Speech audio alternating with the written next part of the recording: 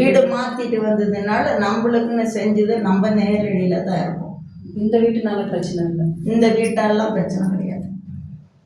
இந்த வீடும் சரியில்லை மாற்றணும் அப்படின்னு சொல்லிட்டு அதெல்லாம் சொன்னால் யார் சொன்னாலும் நீங்கள் நம்ப தேவையில்லை. இப்போ யார் வச்சிருக்கா சேவனை? சேவனையாகப்பட்டு வச்சது ஒரு பொம்பளை. எங்கள் குடும்பத்தை சார்ந்தவங்களா? உங்களுக்கு சேர்ந்தவங்கன்னா தாய் வீடு கிடையாது, தாய் வீட்டில் சேர்ந்தவங்க கிடையாது.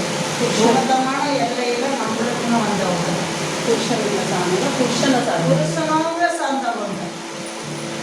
அது ஏகப்பட்டது தடுப்பு சார்ந்த சொத்து எல்லாம் வந்து சேருங்களா? தாய் வீட்டுக்கு சந்தை வீடு புருஷன் வந்து எல்லாம் சிக்கல். தாய் வீட்டு ஒரு சொத்துக்கள் வேணும்னு கேட்குறாங்க. தாய் வீட்டில் வந்து ஏமாத்துறதுக்கு வாய்ப்பு இல்லை, வாய்ப்பு இல்லை. கொஞ்சமாவது கிடைக்கும். கணவனோட வழி அப்படின்னா பிள்ளைக்கு கொஞ்சம் சரி இருக்கிறத பார்த்தீங்களா? நீங்களாக போய் ஏற முடியாது. தகப்பன் வீட்டு தான் தாய் வீடு. தாய் வீடு வந்து என்னைக்கு இருந்தாலும் உங்களுக்கு உண்டு. தகப்பனோட வீடு சாணத்தன்னாவது பிள்ளைங்க விழுந்து தலையெடுத்து இருக்கு. எங்க தாய் வீடு எங்க தகப்பன் வீட்டில் கிடைக்கும்? கண்டிப்பாக உண்டு.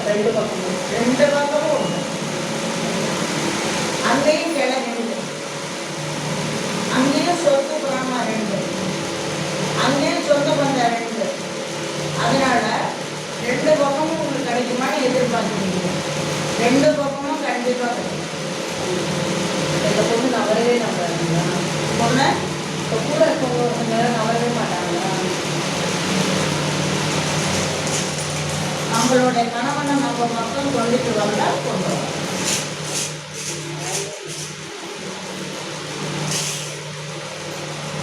நம்ம கணவன் நம்ம மக்கள் கொண்டுட்டு வர்றதுன்னா கொண்டுட்டு வரலாம். விட்டுட்டோம்னா நம்ம